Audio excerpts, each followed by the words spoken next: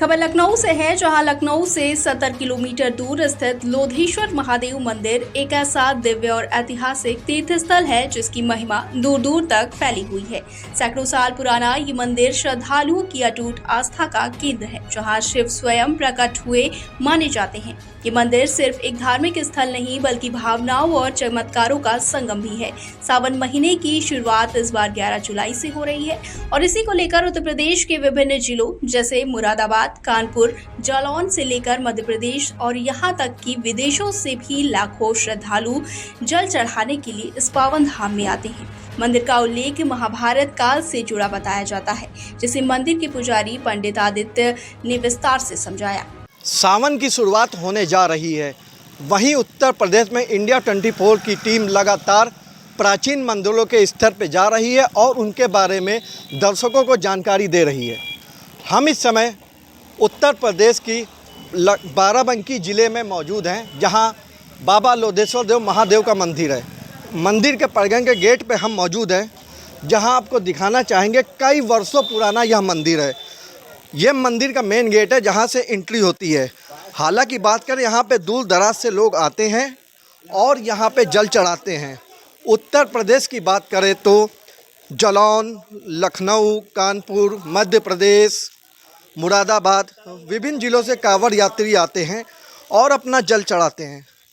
हालांकि जब हम मंदिर के अंदर एंट्री कर रहे थे तो एक बहुत पुरानी हमको प्रसाद की दुकान दिखी, जहाँ पे ताज़ा प्रसाद बनता है। आपको दिखाना चाहेंगे किस तरह से लड्डू ताज़े बनाए जा रहे हैं। बात करें तो दुकान बता रहे हैं कई वर्षों पुरानी है। ऊपर देखिए दुकान का नाम लिखा है श्री लोधेश्वर महादेवा सुरक्षा न्यास ट्रस्ट की ओर से। 29वां विशाल भंडारा भी यहाँ पे होता है, जो 7 जनवरी को करा जाता है। यहाँ पे प्रसाद बनाया जा रहा है, काफ़ी मात्रा में बनता है और बताते हैं कि रोज़ जितना बनता है उतना ही ख़त्म हो जाता है। इनसे जानते हैं आखिर क्या है इनके राज। क्या नाम है आपका? गोविंद। ये बताइए, सावन की शुरुआत होने जा रही है, प्रसाद डेली बनता है, बता रहे डेली ख़त्म हो जाता है, आखिर राज क्या है? यहाँ के ताज़ा प्रसाद बनता है, ताज़ा डेली ख़त्म हो जाता है। बात करें तो कांवड़ यात्रा शुरू हो रही है, तो लगभग हर ज़िले से आते हैं, विदेशी लोग भी यहाँ आते हैं। तो कितने संख्या में लोगों की भीड़ लगती है? यहाँ सबसे लाखों की संख्या में लोग आते हैं।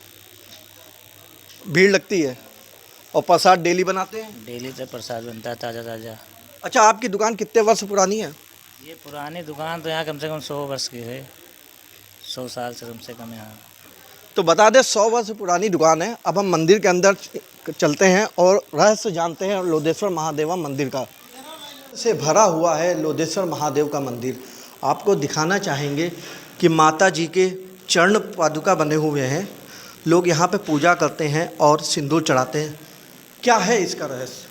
ये 5,500 वर्ष पुरानी चरण पादुकाएँ हैं और ये मंदिर भी उतना ही प्राचीन है और ये माता रानी जी की साक्षात प्रतिमा है और ये चरण पादुकाएँ हैं। लोग सुहागन महिलाएं जो आती हैं उसी मांग में सिंदूर भरती हैं, अपनी बिंदी लगाती हैं और यहाँ पे अपने पति की लंबी उम्र के लिए मनोकामना भी मांगती हैं। तो आपको बता दें, पैर बने हुए हैं, लोग अपनी मनोकामना मांगते हैं, सिंदूर लगाते हैं। सामने आपको माता जी की मूर्ति बनी हुई है, जो देखने में कई वर्ष पुराना लग रहा है। हाँ, अभी आगे और चलते हैं और रहस्य जानने की कोशिश करते हैं लोधेश्वर महादेव बाबा के। वहीं मंदिर के प्रवेश द्वार पर अत्यंत ही सुंदर और विशिष्ट नक्काशी की गई है, जो इसकी प्राचीनता और कला की बारीकी को दर्शाती है। यहाँ की मान्यता है कि जो भी भक्त यहाँ जल अर्पित करता है और उसकी मनोकामना पूरी हो जाती है, वो मंदिर की चौखट पर एक सिक्का चिपकाता है। वहीं अब तक कुल 64 महंतों ने इस मंदिर की सेवा की है, जिनकी समाधियां मंदिर परिसर में ही बनी हुई हैं, जो इसकी परंपरा और विरासत को सहेज कर रखे हुए हैं। साथ ही मंदिर के मुख्य शिखर पर शिवनाग की एक प्राचीन मूर्ति स्थापित है, जो मंदिर के निर्माण के समय से ही वहीं स्थित है और इसकी आस्था का केंद्र बनी हुई है। अब लोधेश्वर महादेव मंदिर में मौजूद है। कई वर्षों पुराना मंदिर है, जिस पे हम लगातार दर्शकों को बताना चाह रहे हैं।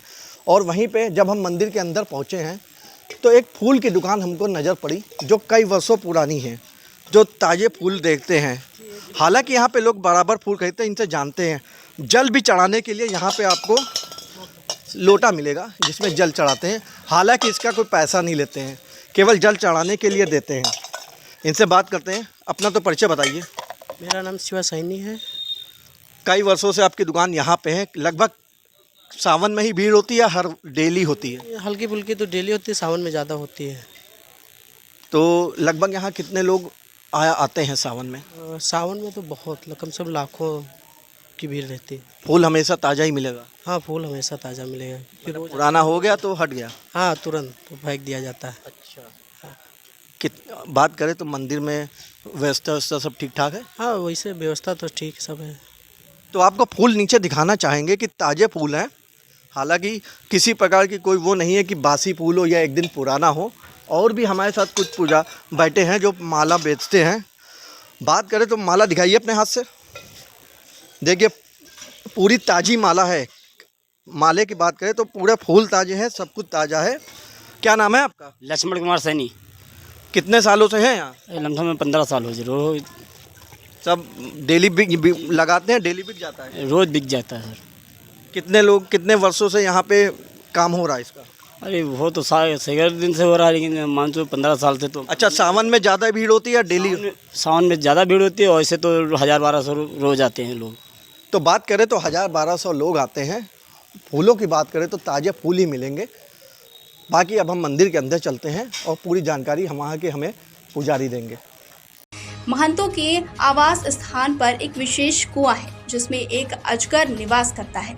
पुजारी के अनुसार एक बार उस अजगर ने करवट ली थी जिससे दीवार में दरार आ गई थी। ये रहस्य मंदिर की आध्यात्मिकता में भी रहस्य जोड़ता है। समाधि और पीछे आपको दिखाना चाहेंगे कि बनी हुई है। आइए पुजारी जी, ये बहुत पुराना लग रहा है, ये है क्या? सर ये महंत जी का मठ है। जो भी 64 महंत थे इसी मठ में महंती करके समाधियाँ ले चुके हैं, जिनकी समाधियाँ मंदिर प्रांगण में बनी हुई हैं। और इस समय प्रेजेंट टाइम में हमारे जो पूर्वज श्री शारदापुरी जी हैं, उन्हीं का ये मठ देखभाल में उन्हीं की चल रहा है। आपको बता दें जितने महंत थे जिन्होंने यहाँ पे पूजा अर्चना सीखी है और कर रहे थे, उनका ये आवास ही मान ले। इनको आवास मान ले। लोग यहाँ भी पूजा अर्चना करके निकल रहे हैं। हम लोग अंदर चलते हैं और पूरा देखते हैं। प्राचीन गेट आप बिल्कुल देख लिया, राधा कृष्ण की मूर्ति बनी हुई है। बिल्कुल आइए इधर, कैमरामैन से कहेंगे इधर दिखाएं। राधा कृष्ण की मूर्ति ये देखिए बनी हुई है। ये गाय भी बनी हुई है। बहुत नक्काशी बहुत साल वर्ष पुरानी लग रही है। हालांकि यहाँ पे लोगों को बैठने के लिए पंखे की व्यवस्था भी करी गई है कि किसी प्रकार की किसी को दिक्कत ना हो, लोग आराम से। और ये हम आए हैं यहाँ पे महंत बाबा में। पूरा ऊपर सब शहद लगा हुआ है, अगर खाने की ज़रूरत हो तो ले सकते हैं। और हम आए अंदर महंत बाबा के जहाँ पे ये लोग पूजा अर्चना सीखी है और करते थे। रामचंद्र जी का दरबार है। ये दरबार तो काफ़ी पुराना लग रहा है। जी जी, ये मूर्तियाँ भी काफ़ी प्राचीन हैं, 5,500 वर्ष प्राचीन मूर्तियाँ हैं। काफ़ी वर्ष पुरानी मूर्तियाँ हैं। और चौखट को प्रणाम कर लिया है, अंदर आने की कोशिश करते हैं लेकिन थोड़ा उजेला हल्का है। ये देखिए कई वर्ष पुरानी है। रामचंद्र जी की मूर्तियाँ हैं। रामचंद्र जी की मूर्तियाँ हैं। प्राचीन मूर्ति है बस। और ये नक्काशी ऊपर देखिए कितनी पुरानी। दीवारें भी आप देखेंगे तो कोई नई दीवार नहीं है। हनुमान जी का मंदिर है। फिलहाल अभी दोपहर का टाइम है तो हम लोग कवरेज कर रहे हैं। गर्म भी कुछ। यही समाधि बाबा के पास एक कुआं बना हुआ है जो फिलहाल बंद कर दिया गया है। ऐसा बताया जा रहा है कि इसमें अजगर सांप निकलते हैं और अपने आप चले जाते हैं। हालांकि किसी को अभी तक काटा नहीं है। क्या पता नहीं, पानी है तो निकलते भी हैं सांप? जी, निकलते भी सांप हैं। काफ़ी प्राचीन सांप आते हैं, जैसे गेहुआ कैरा, जैसे फटारा और अन्य जाति के प्रजाति के जो सांप होते हैं वही निकलते हैं इसमें से। और अजगर नीचे रहता है, काफ़ी प्राचीन अजगर है। जब एक बार पलटा लिया था तो महल के पीछे की बिल्डिंग जो है हल्की सी चिटक गई थी। अच्छा, मतलब पलटा और बिल्डिंग चिटक गई? जी जी, क्योंकि काफ़ी बड़ा अजगर होता है तो जब पलटा लेता है तो हिल जाता है, जैसे हाला डोला आता है। देखिए हम लोग आए यहाँ पे तो एक रहस्य की बात पता चली। नीचे अजगर भी है, एक बार 5 फन वाले भी हैं। आज हम लोग बाराबंकी के लोधेश्वर महादेव बाबा में आए थे जिसका रहस्य हमने बताया। अब अगले दिन हम आपको दूसरे प्राचीन मंदिर के बारे में जानकारी देंगे। Nikhil Rastogi, India 24/7 live TV. साथ ही उत्तर प्रदेश के मुख्यमंत्री योगी आदित्यनाथ स्वयं 2 बार इस मंदिर में दर्शन के लिए आ चुके हैं। उन्होंने यहाँ एक भव्य कॉरिडोर और पार्क के निर्माण की योजना की भी घोषणा की थी। वर्तमान में कॉरिडोर का कार्य शुरू हो चुका है, जो श्रद्धालुओं के लिए मंदिर तक पहुँच को और भी भव्य और सुविधात्मक बनाएगा। कैसरगंज से हम तो बहुत सालों से, कम से 6-7 सालों से आ रहे हैं। सावन आने वाला है, क्या मन्नत मांगी? मन्नत क्या मांगनी है? शादी की तो नहीं मांगी? नहीं, शादी की नहीं मांगनी है। फिर नौकरी? नौकरी वोकरी तो यही मांगना है सब, और क्या, लाइफ सेटल हो जाए किसी तरह। और वहीं पे जब हम मंदिर के अंदर पहुंचे हैं तो एक फूल की दुकान हमको नज़र पड़ी जो कई वर्षों पुरानी है, जो ताज़े फूल देखते हैं। हालांकि यहाँ पे लोग बराबर फूल खरीदते हैं, इनसे जानते हैं। जल भी चढ़ाने के लिए यहाँ पे आपको लोटा मिलेगा जिसमें जल चढ़ाते हैं। हालांकि इसका कोई पैसा नहीं लेते हैं, केवल जल चढ़ाने के लिए देते हैं। इनसे बात करते हैं। अपना तो परिचय बताइए। मेरा नाम शिवा सैनी है। कई वर्षों से आपकी दुकान यहाँ पे है। लगभग सावन में ही भीड़ होती है, हर डेली होती है? हल्की फुल्की तो डेली होती है, सावन में ज़्यादा होती है। तो लगभग यहाँ कितने लोग आते हैं सावन में? सावन में तो बहुत, कम से कम लाखों की भीड़ रहती है। फूल हमेशा ताज़ा ही मिलेगा? हाँ, फूल हमेशा ताज़ा मिलेगा। फिर रोज पुराना हो गया तो हट गया? हाँ, तुरंत फेंक दिया जाता है। अच्छा। बात करें तो मंदिर में व्यवस्था सब ठीक ठाक है? हाँ, वैसे व्यवस्था तो ठीक सब है। तो आपको फूल नीचे दिखाना चाहेंगे कि ताज़े फूल हैं। हालांकि किसी प्रकार की कोई वो नहीं है कि बासी फूल हो या एक दिन पुराना हो। और भी हमारे साथ कुछ पूजा बैठे हैं जो माला बेचते हैं। बात करें तो माला दिखाइए अपने हाथ से। देखिए पूरी ताज़ी माला है। माले की बात करें तो पूरे फूल ताज़े हैं, सब कुछ ताज़ा है। क्या नाम है आपका? लक्ष्मण कुमार सैनी। कितने सालों से हैं यहाँ? लमसम में 15 साल हो, रोज सब डेली लगाते हैं? डेली बिक जाता है? रोज बिक जाता है सर। कितने लोग कितने वर्षों से यहाँ पे काम हो रहा है इसका?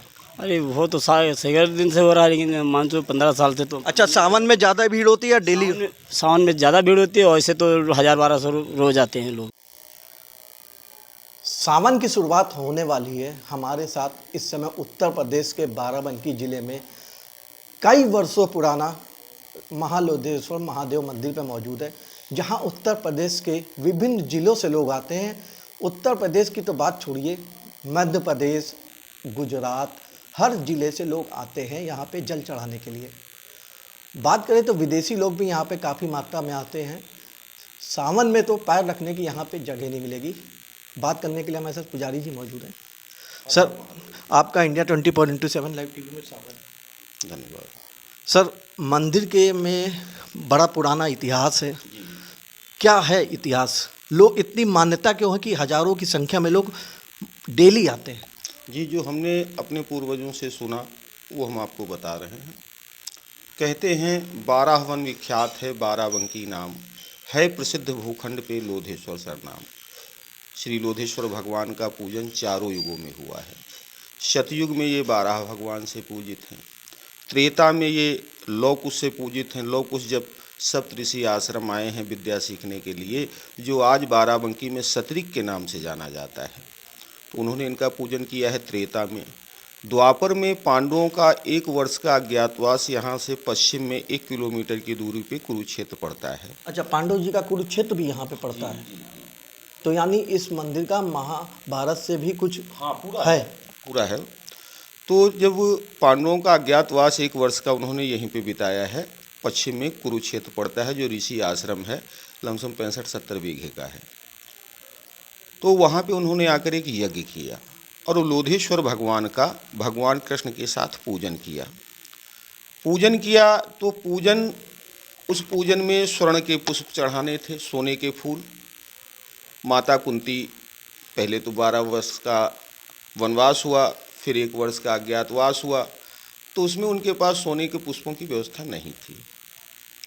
इंद्र के नंदन कानन वन में जाकर भगवान कृष्ण और अर्जुन, ये दोनों लोग इंद्र के नंदन कानन बन गए और वहाँ से पारिजात का वृक्ष लाए, जो यहाँ से 14 किलोमीटर दूरी पे बरौलिया गांव में स्थित है। पारिजात के पुष्पों से भगवान लोधेश्वर का माता कुंती और भगवान कृष्ण ने पूजन किया और वहीं पारिजात वृक्ष के पास समीप में ही 1 किलोमीटर की दूरी पर कुंतेश्वर महादेव की स्थापना की। तो ये हो गया आपका द्वापर का। कलयुग में हम लोगों के पूर्वज लोधेराम जी रहते थे, तो इनकी वहाँ पे पहले तो सबसे पहले यहाँ घाघरा नदी बहती थी। तो जब घाघरा नदी उत्तर की ओर बढ़ गई तो यहाँ खेती होने लगी। घाघरा नदी यहाँ से बिल्कुल समाप्त हो गई। हाँ, अब उत्तर की ओर यहाँ से 4 किलोमीटर की दूरी पे है। तो यहाँ पे खेती होने लगी। खेती में उस समय सिंचाई ढेकियों से लोग करते थे, तालाब से सिंचाई हो रही थी। सुबह से शाम तक सिंचाई होती रही। वहाँ से जितना भी जल छोड़ा जाता, यहीं बगल में कंचन तालाब है, जिसको लोग अब कच्चा तालाब कहते हैं।